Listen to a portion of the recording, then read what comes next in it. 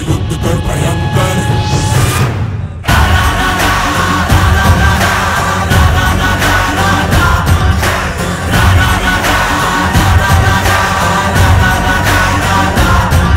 येणाऱ्या अर्थसंकल्पात सगळ्या जाती धर्माच्या मुलींना त्यांचे आई वडील गरीब असतील तर त्यांचं कॉलेजचं शिक्षण मोफत करायचं।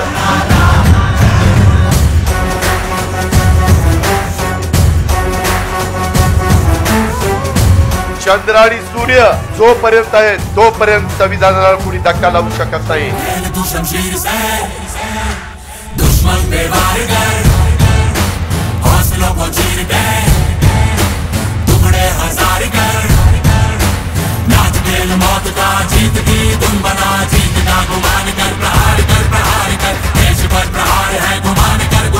एकच वादा अजित दादा, हे महाराष्ट्रातलं ब्रीद वाक्य महाराष्ट्रातील जनता त्या ठिकाणी अनुभवते आहे।